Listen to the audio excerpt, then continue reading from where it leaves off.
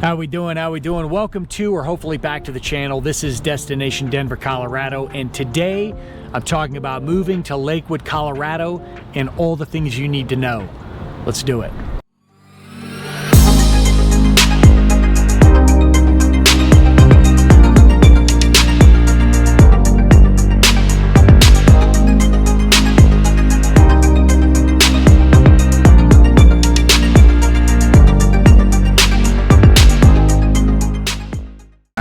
How we doing? This is Destination Denver, Colorado. I am your host, Jimmy Everetts, and every week I'm discussing the pros and cons, ins and outs of moving to or around Denver, Colorado. So if that is something you are interested in, I certainly hope you'll click that subscribe button as well as the notification icon below, dropping 2 videos every week discussing those topics.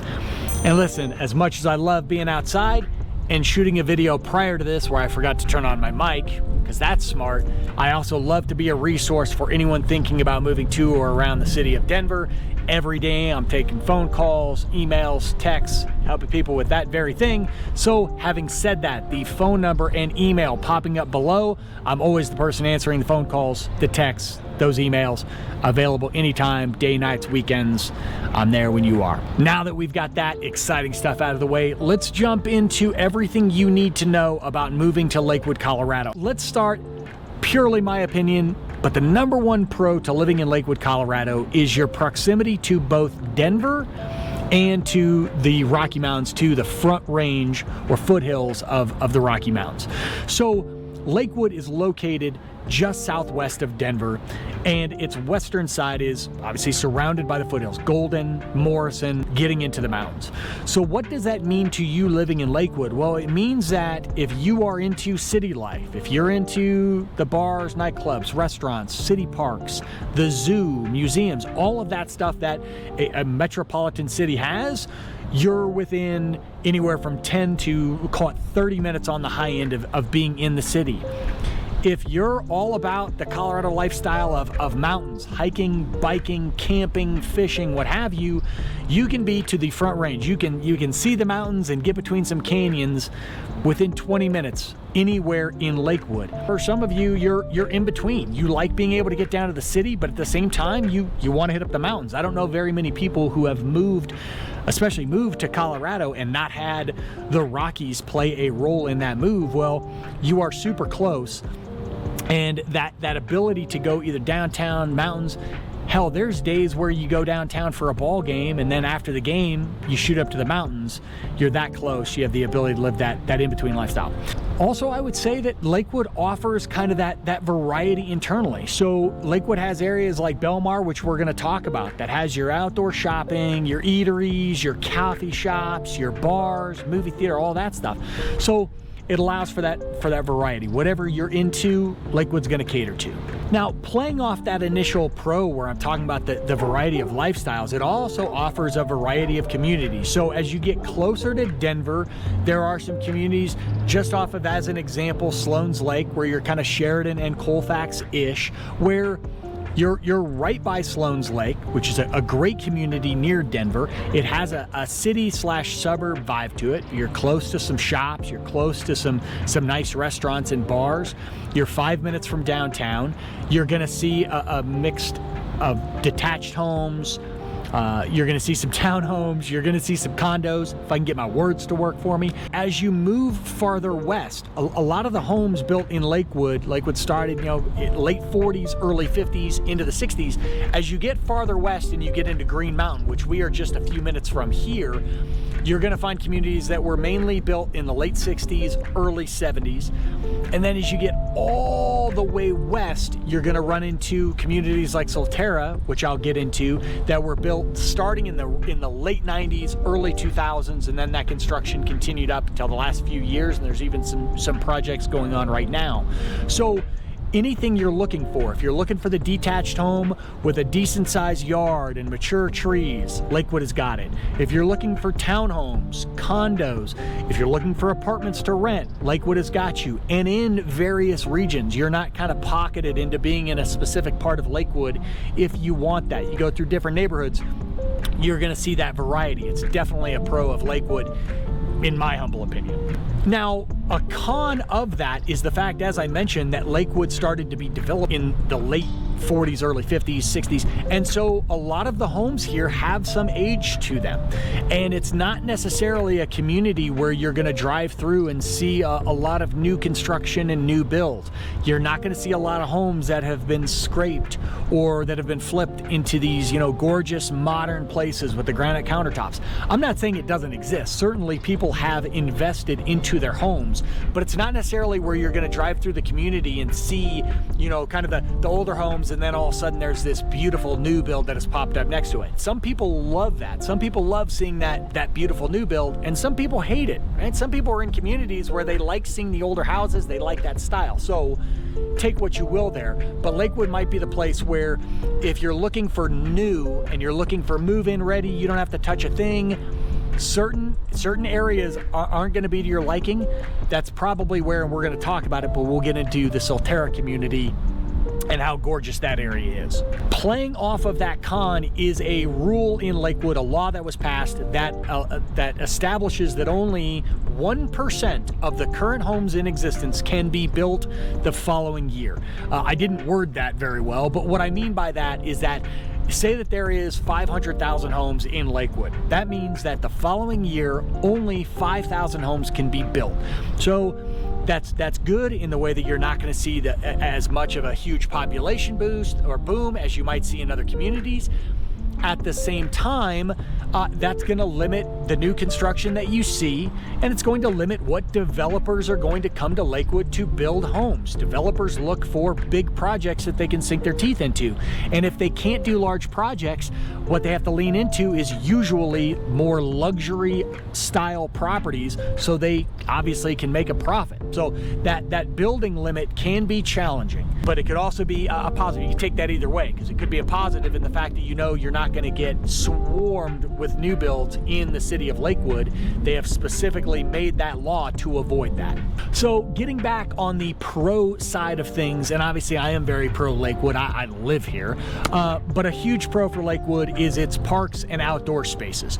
So Lakewood has, we're going to call it 100, I think technically it's 99, but we'll call it 100 parks, and you can't drive more than a few minutes without seeing some type of open space. Obviously some parks are bigger than others, but you're going to see a ton of playgrounds, a ton of ball fields, ballparks, football fields, and what have you, and then obviously some bigger parks, a couple that I'm going to mention right now. Locals will call it Hayden Park, but William Frederick Hayden Park on Green Mountain in Lakewood, West Lakewood, in which you have an elevation that rises to 6,800 feet. It allows you to see everything. You see Red Rocks, you see downtown, you see the airport, has a beautiful view from it. It also has 2,400 acres of open space. So there's hiking, there's biking, there's running. I mean, it's got a little bit of everything. Also, don't forget Bear Creek. I keep screwing up. Don't forget Bear Creek Lake Park. So Bear Creek Lake Park has acres and acres of open space as well. It's got, I'm gonna call it a lake. A lot of people coming from the ocean or from the Midwest will call it a pond, but it's a lake. It even has a little beach action where you look at the mountains and you have a beach. The water's beautiful. Great place to take your kids, great place to take family. I enjoy it. There's a lot of dog parks over there you can have at that, so something to keep in mind there. So I want to kind of go back and forth with my pros and my cons, and listen, I've lived in Lakewood the majority of my life, so I could give you pros all day, but to be fair, let's give you some cons. So a small con when it comes to Lakewood is the idea that it doesn't necessarily have an identity. So I'm in Belmar right now. This is definitely a pro that I'm going to go over, but Lakewood doesn't have a downtown.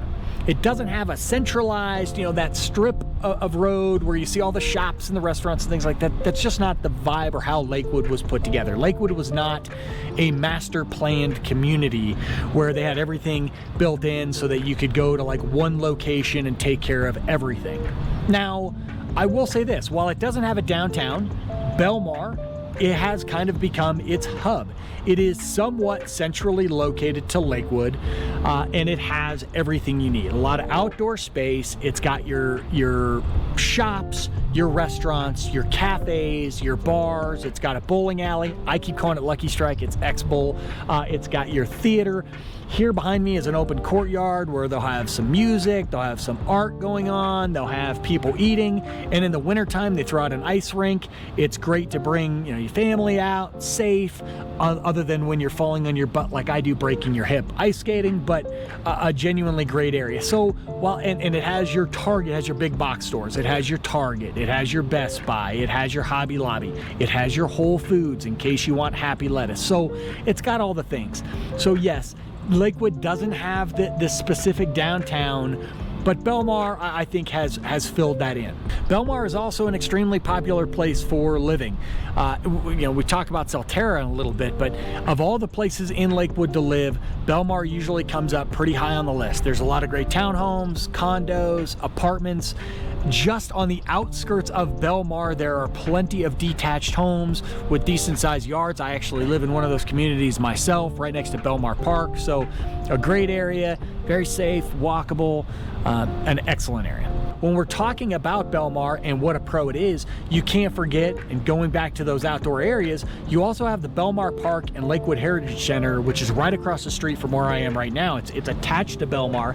The Lakewood Heritage Center has a great historical area. It's got its own little amphitheater where they'll have concerts. You got a historical district where they got these old buildings and old cars and stuff.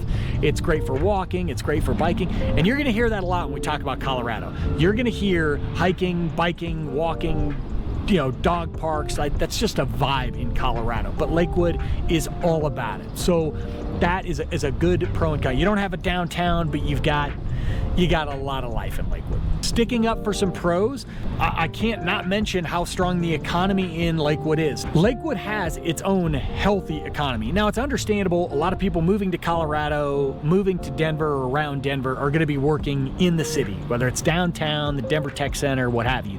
But Lakewood on its own has a very healthy economy. You have the Federal Center, huge government location, 8,000 plus employees. You have St. Anthony's Hospital, you have Lumen Technologies, you have restaurants and bars for service industry workers. You have Jeffco Schools, which currently employs 2,000, hopefully I'm editing this so it sounds smoother, but they have 2,000 plus employees that reside in Lakewood.